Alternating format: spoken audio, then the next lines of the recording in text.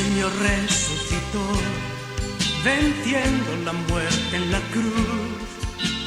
Nuestra esperanza está en Él, Él es nuestro Salvador. Hola hermanos, el día de hoy, 4 de mayo del 2021, bueno, miren, vamos, tendría que ser, ¿no?, martes de la quinta semana del tiempo de la Pascua. Lo que pasa es que como ayer hemos celebrado la exaltación de la cruz, entonces ahora se traslada la fiesta de ayer, pasa hoy, que es la fiesta de los apóstoles mártires, sin duda, Felipe y Santiago el menor. Recuerden que Santiago el mayor es el hermano de Juan, ¿ok? Los hijos de Zebedeo. Este otro Santiago es el, ¿se acuerdan cuando en el libro de los Hechos de los Apóstoles o bien Pablo nos cuenta que llegó a Jerusalén y se entrevistó con Santiago? Es con este, Santiago el justo, así le va a llamar Flavio Josefo. Él va a morir a manos de Anás. Fíjense, del sumo sacerdote. Hay dos tradiciones. Una dice, Flavio Josefo dice que lo apedrearon. Otra dice que él lo llevaron al pináculo del templo. ¿Se acuerdan de las tentaciones de Jesús? En el alero del templo. Y ahí lo tiraron. Pero no murió. No murió. O sea, lo tiraron y él quedó vivo.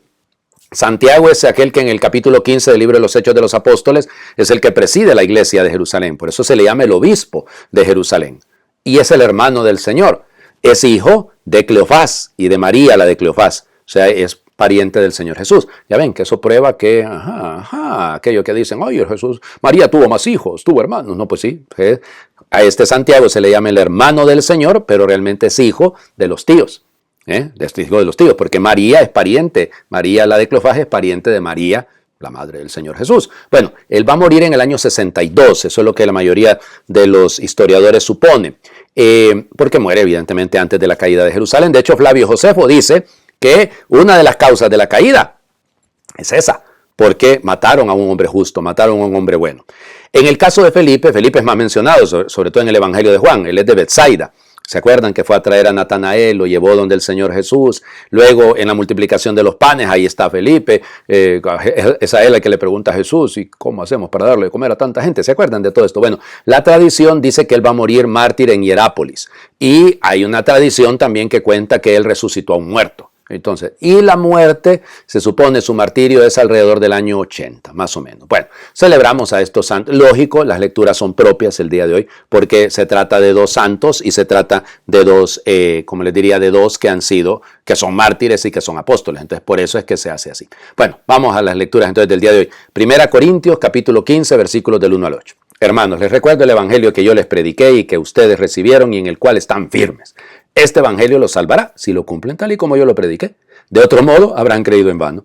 Les transmití ante todo lo que yo mismo recibí, que Cristo murió por nuestros pecados, como dicen las Escrituras, que fue sepultado y que resucitó al tercer día, según estaba escrito, que se le apareció a Pedro y luego a los 12. Después se apareció a más de 500 hermanos reunidos, la mayoría de los cuales vive aún y otros ya murieron. Más tarde se le apareció a Santiago y luego a todos los apóstoles. Finalmente se me apareció también a mí, que soy como un aborto.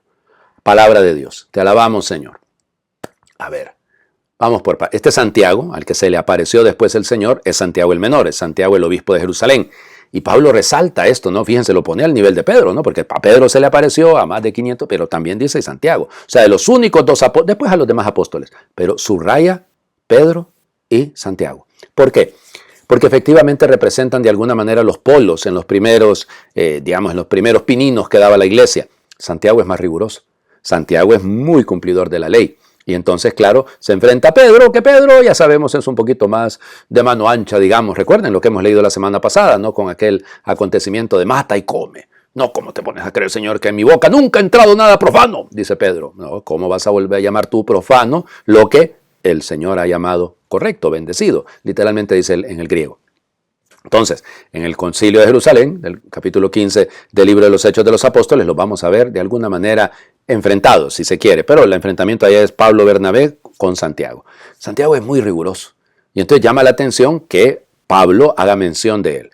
Tal vez piensan algunos expertos en la primera carta a los Corintios que es por el hecho de que el dinero que está recaudando en Acaya Pablo, o sea, en la zona de Atenas y en la zona de Filipos, pues en la zona de Macedonia, lo van a enviar a Jerusalén. ¿Y a quién se lo envían? A Santiago, que es el obispo de Jerusalén. Entonces llama la atención porque la primera carta a los Corintios, tiene que haber sido escrita más o menos en el año 56, 57, y entonces todavía no han martirizado pues a Santiago. Pero la resurrección es el tema, ¿no? O sea, el anuncio es Cristo ha resucitado. Y entonces Pablo transmite lo que él recibió. Él conoció a Cristo resucitado. Santiago, Pedro, 500 hermanos, los otros apóstoles lo conocieron vivo, muerto, sepultado y resucitado. Por eso el apoyo de nuestra fe, insisto, no es el sepulcro vacío, es la fe de los apóstoles. Hablando de la fe de los apóstoles, Juan, capítulo 14, versículos del 6 al 14. En aquel tiempo Jesús dijo a Tomás: yo soy el camino, la verdad y la vida. Nadie va al Padre si no es por mí. Si ustedes me conocen, también conocen a mi Padre. Ya desde ahora lo conocen y lo han visto. Le dijo Felipe: Señor, muéstranos al Padre y eso nos basta. Jesús le replicó: Felipe, tanto tiempo hace que estoy con ustedes y todavía no me conoces. Quien me ha visto a mí, ha visto al Padre. Entonces, ¿por qué me dices muéstranos al Padre? ¿O no crees que yo estoy en el Padre y que el Padre está en mí? Las palabras que yo les digo, no las digo por mi propia cuenta. Es el Padre que permanece en mí quien hace las obras. Créanme, yo estoy en el Padre y el Padre está en mí. Si no me dan fe a mí, créanlo por las obras. Yo les aseguro, el que crea en mí hará las obras que hago yo y las hará aún mayores, porque yo me voy al Padre. Y cualquier cosa que pidan en mi nombre, yo la haré para que el Padre sea glorificado en el Hijo. Yo haré cualquier cosa que me pidan en mi nombre. Palabra del Señor. Gloria a ti, Señor Jesús. Bueno, ¿por dónde empezamos con este texto? Viene de Santo Tomás, ¿no? Otra vez Tomás, que ahí, Señor, no sabemos a dónde vas, ¿cómo podemos conocer el camino?